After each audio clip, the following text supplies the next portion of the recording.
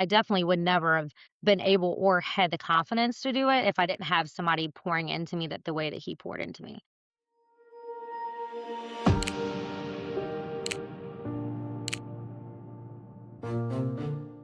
Ladies and gentlemen, we did not get a chance to have a proper, thorough discussion with Mindy Williams when we did Earned Influence and published it a few weeks back. Unfortunately, technical issues is a thing, and I apologize in advance. For those who haven't watched, you're going to have to go and watch and find out because Mindy participated. Today, we are going to try and answer one of those questions that we asked with Mindy and have a little bit deeper dive on it because mentorship is super important in any industry. Mindy had a really great story, and I'm hoping that she can tell you about her story of mentorship today. So, ladies and gentlemen, please welcome again Mindy Williams to the Wrench Turners podcast. Hi, I'm Mindy, and I'm the service manager over at CMA Colonial Subaru. We were discussing last time mentors, and that is a big one for me because I do have a very good mentor where I would not be where I'm at without him. He's very encouraging. So just a little bit of my background is I started in the industry when I was 19 as a part-time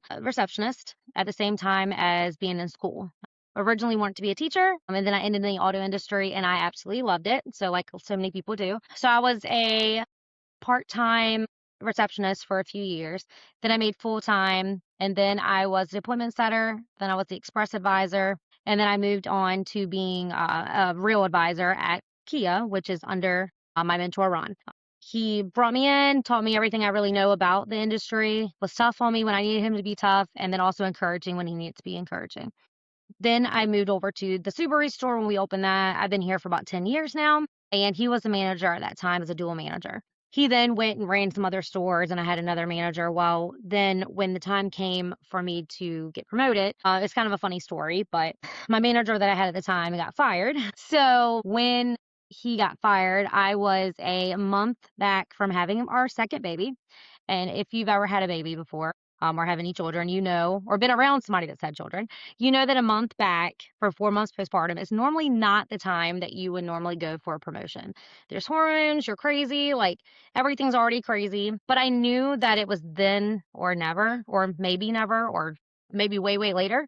So I actually talked to my mentor, Ron, and he gave me the encouragement. He said, if you want it, you should go for it. You can do it. You've done hard things. You can do this. I'm here for you for the whole way. Like you have support. And because of him and his encouraging, I went to my then general manager and I said, hey, I really want to throw my name in for the hat to be a service manager. And I had been the only advisor at that store for the first 6 years we were open. It was my baby. I loved this store. I love the people in it. I have a passion for it. I had a passion for the customers.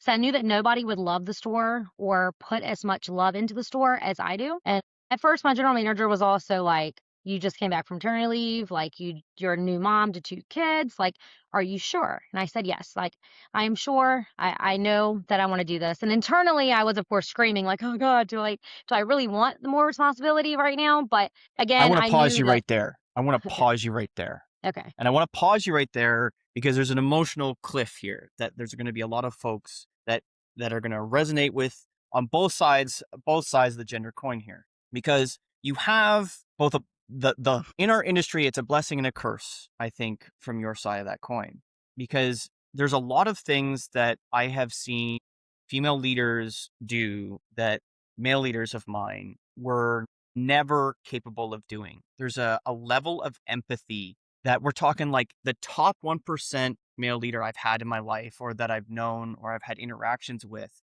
that it's like the top 20% of female leaders have. There's a certain empathy level. And I think it takes that to the next step after you have children, because there's like, I don't know, maybe it's the mother thing. I don't know. But there's a level of empathy for the customer and for the team that rises significantly easier. Now, to that point, that also the conflict is the time. You guys need more time in order to actually spend with your children for all of the things. The physical demands on your body for having children. Yep. That's huge. Like, Yeah. my wife is also crazy and went back to work as a chiropractor after 6 weeks. Like, full on crazy in that manner. But we didn't have the option of, because we had a locum, and you go out of the business for a little bit too long as a chiropractor, and you end up starting to lose the business, and that's not something that we could afford to do at the time. So there's lots of conflicting things in there. But the journey, I want to say, we're at a moment here. You haven't got the service manager job yet. You've got two kids, one very fresh, but two kids. And you've had a journey that started you from reception. Now, this is not a journey that many will have followed. From my understanding and my experience, a lot of folks, men and women, who have started in reception, whether part time or not, ended up in accounting in some capacity if they stayed in the business, or they stayed reception for a period of time, or even went to parts to do parts. They never went to the service drive in any capacity, and you did. I want to talk about that a little bit because we haven't. I want to leave this on a cliffhanger, so to speak, for the service manager bit first. I Okay. want to talk about the entry into the express lane, and then I'm going to use your words and be a little bit clickbaity here for a second. But you said real advisor for when you transitioned from Yeah. service lane from express to the lane. That it might pinch a few nerves for a few people, and I want to understand why you use that language, why you use that language. Some may not, and what it was like to go through those steps. Because reception to express, that's a question of why. Why would you do that? You've got, in my head, you've got a cushy job at reception full time. Why would you put yourself into commission sales in the express lane? And then secondly, once you're in commission sales in the express lane, that's an interesting job on its own. But then to make your life more difficult, potentially more money and more experience, we don't know, we're going to find out, into the real service lane. Why would you do that? Why would you put yourself through that? And then we get another crescendo here. Going into service manager, it sounds like you like making the hard decision. So walk us through that if you can in those stages. So when I was receptionist, I loved that job and appointment setter. And I actually filled in as a service advisor quite a few times, and I actually really liked it. I love people. It's funny that you brought up the accounting. I actually looked into going to accounting. I worked at a water authority before I came here, and I did their accounts payables and things like that as my first job when I was like 16. And so at first, I asked about going into the office, and I was actually turned down for going to the office because they just didn't think that that would be a good fit. And you know what? They were so right because now I think about sitting in an office with no windows and not talking to people, and I would never have made it out there. Like I have to talk way too much. So when I did try out the advising, I really truly loved it. I liked the challenge of the sale. I loved connecting with people. I loved being somebody's like to help somebody basically when they're going through some things and kind of to soften the blow when there's hard things that you have to tell them. So when they opened up an express team, we never had an express team at Honda, like a true one. And then me and another girl started it together, and I truly loved it. Then they did end up breaking away from Express, so that's the reason I went into what I call the real advising, and I just meant that because it was like a real team that, not that it's not real advising when you're service lane because I mean express lane, because you absolutely are a real advisor when you're in the express lane. But they got rid of that team. And then so I was gonna go back to being a service appointment setter for the time being since they got rid of the team and they didn't have another team. But then Ron at Kia, who is my mentor, he reached out and was like, I'd love to take Mindy, and have her as my service advisor because he was doing dual. He was doing service advising and managing his store. So I was his only advisor for a little while too. So I was kind of used to being the only advisor for a while. And then, of course, the service manager thing when that popped up. I do like to challenge myself, and it definitely has been a challenge some days more than others, but I truly do love it. And I'm very, very glad that I went that route. But I definitely would never have been able or had the confidence to do it if I didn't have somebody pouring into me that the way that he poured into me. And Awesome. sometimes, yeah, Awesome. So that it sounds like one of the challenges I see on a regular basis is that not enough men and women have mentors that do that.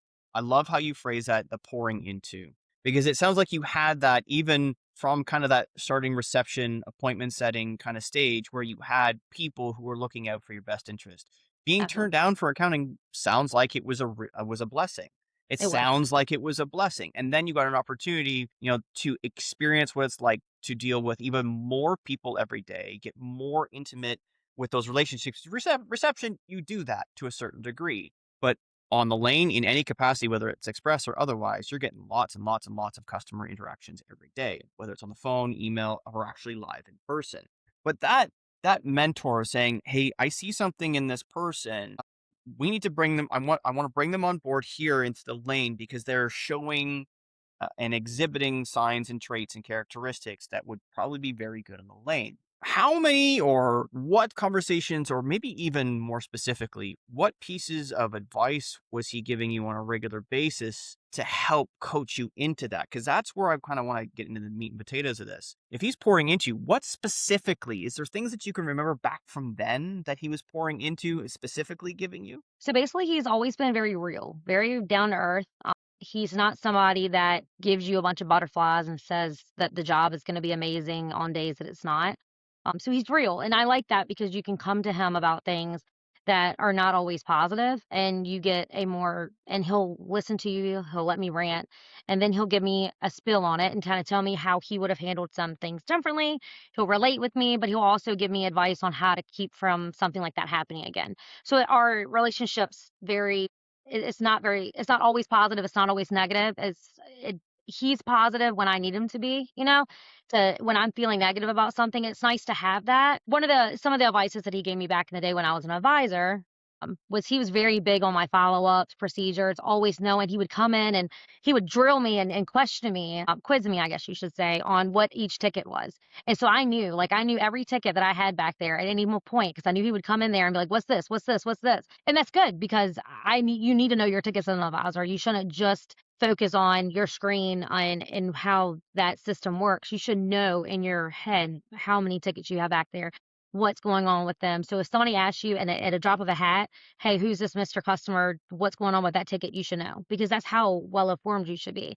And I'm to this day still like that. I know pretty much all the tickets that are in my shop just because I was taught to be so well informed on that. Also, he taught me a great deal about customer service and how to handle and de-escalate customers. We got to the point where if I had to tell him about a customer when I was his advisor, I felt like I failed, because I always like to handle everything before it could get to him.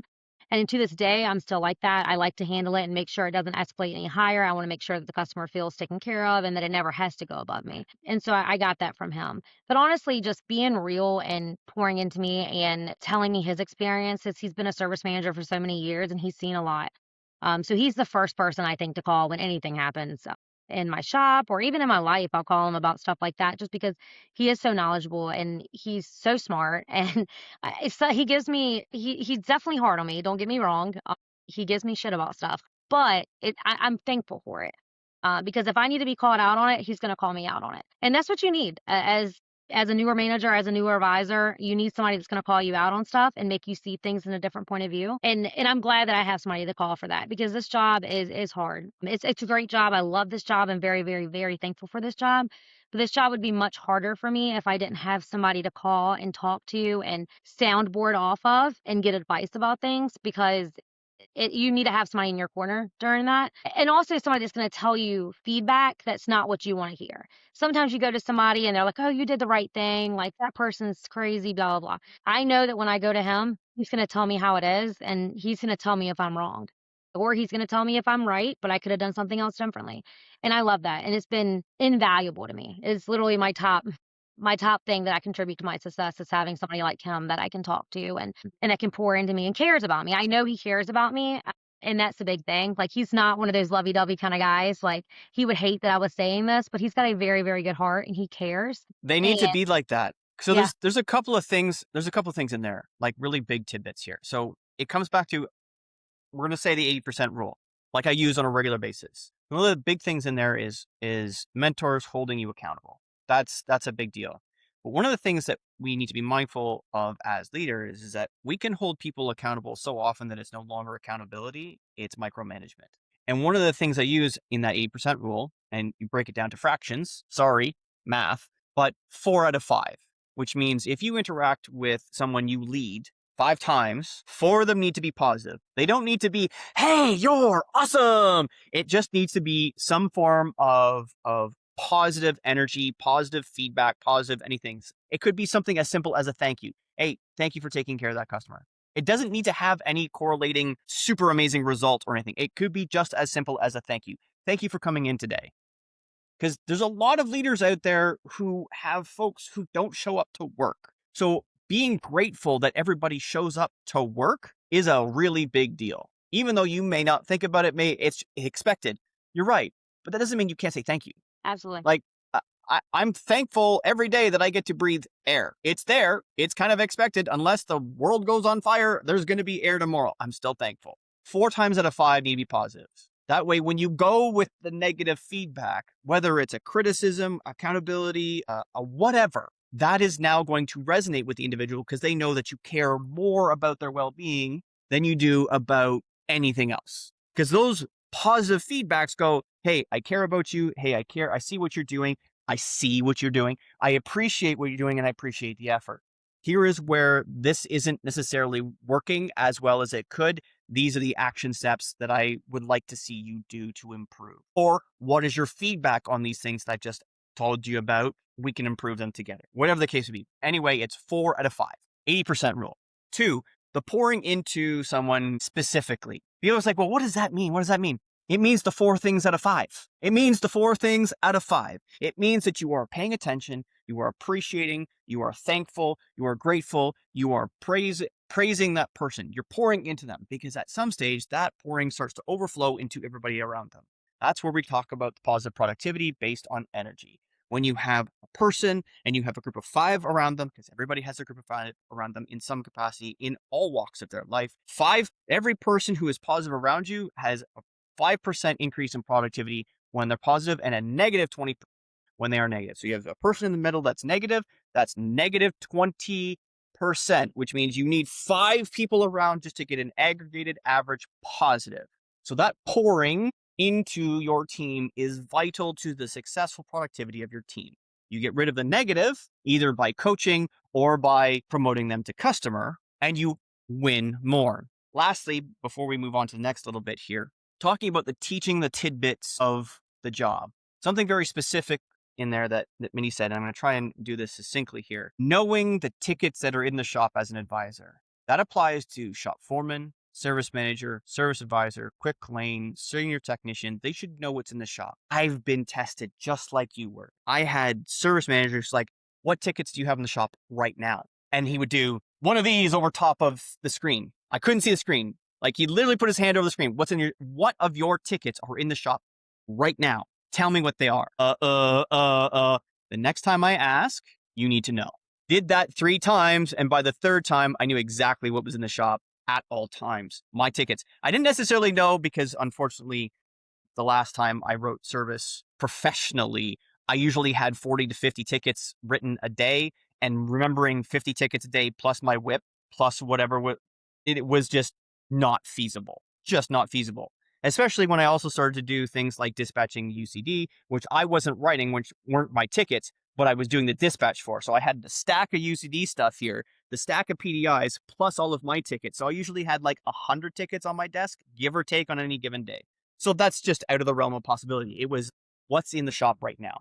That was the most important thing. So take away from this, a small takeaway, know what tickets you have in the shop right now at all times. It solves problems for customers. It solves problems for your boss. It solves problems for technicians because if they don't know, you don't know. If you don't know, they don't know, and everybody's lost. So we're talking about mentorship. Tidbit about knowing the process. More importantly, knowing what tickets are in the shop. Take me through the next step. So he helped you acquire the chair, as it were. What are perhaps some of the key ingredients that he taught you about what happens as soon as you get butt in that chair? So for management, Yeah. yeah. All right. So as a service manager, I had been mirroring him for a while, and I think that the biggest thing that helped me be prepared is that he let me help him. Like he was never the kind of manager that was super micromanager. He was like, this is what I need you to do. He trained me well, and then he trusted me to do so.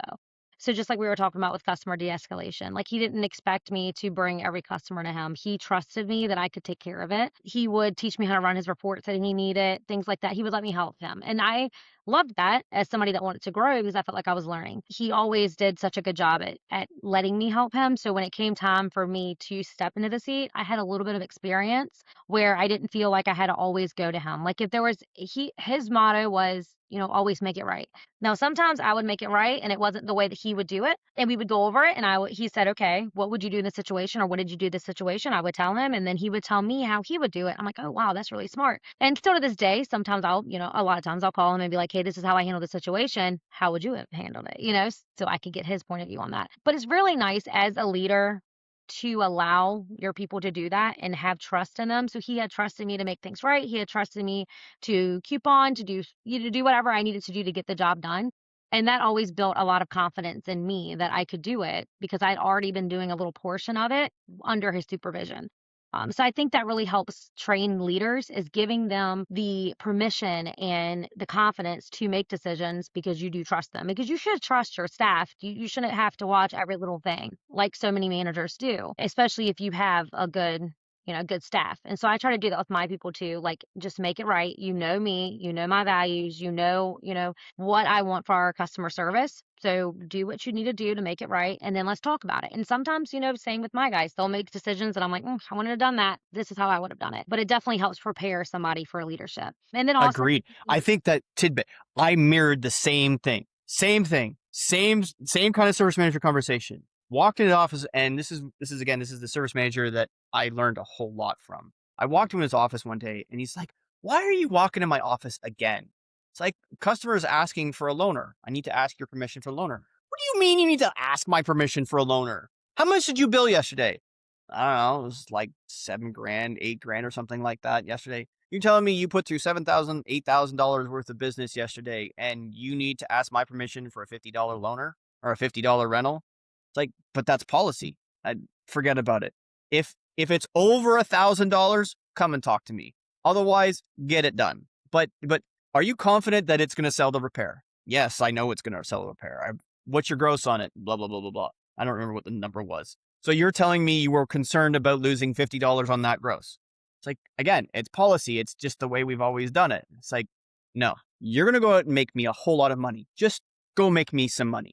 And then 20% later in 30 days, right? Stop asking for permission, a little bit of authority, a little bit of autonomy, a little bit of trust, and then see how they perform. That's how that goes. You give them a little bit more trust, a little bit more responsibility, a little bit more authority, a little bit, hey, go keep winning. Go keep winning. This is awesome. Go keep winning. And then the second thing that you said there, also, same thing. Going from service manager to fixed ops. Same thing. Like, these tidbits are so real because just like technicians, just like you guys, when we talk about technician stories, the shared life experiences that you and I have as technicians, those of you that are watching it there, when we have shared life experiences, irrespective of country, irrespective of brand, it's the same kind of stuff. Same experiences here, going from service advisor to fixed director, service advisor, service manager. It's the same experiences. You're getting a little bit of trust, a little bit of authority, learning how to do things, and then the little tidbit here. This is what I love. They help the customer. You help the customer. I help the customer. And your leader goes, awesome. I am never going to reprimand you for making it right for the customer. However, this is how I would do it going forward in that circumstance. And you learn something. You're not getting kicked in the butt for making a decision that they wouldn't have made. But if the goal is to help the customer or to help the team, you are never going to get kicked. You're going to be taught. Those are the reasons why I wanted to have this conversation. Those tidbits right there, because I think more than anything, there's going to be a whole lot of service advisors out there and a whole lot of service managers out there that have the same shared life experience. And I want to keep hearing them. To reiterate, learning, mentorship, people, leading people is a calling. And I think that's why they said no to accounting, because your behaviors, your characteristics, your benefits to this industry would have been lost. And more importantly, those great tidbits by your mentor would have been lost on somebody who should be in accounting and maybe had ended up in that chair at some stage in somewhere on the planet. So thank you very much for sharing those little tidbits. I hope somebody somewhere gets that little tidbit and go, yes, yes, yes, I have a great leader. I am learning. So thank you. Thank you again, Mindy. Thank you for sharing a little bit of your afternoon. Folks, ladies and gentlemen, if you want to check her out, I'm going to put the link to Mindy Williams' LinkedIn page below, just like I always do. And remember, as always, negative pushes, positive pulls, and always clean your toys before you put them away.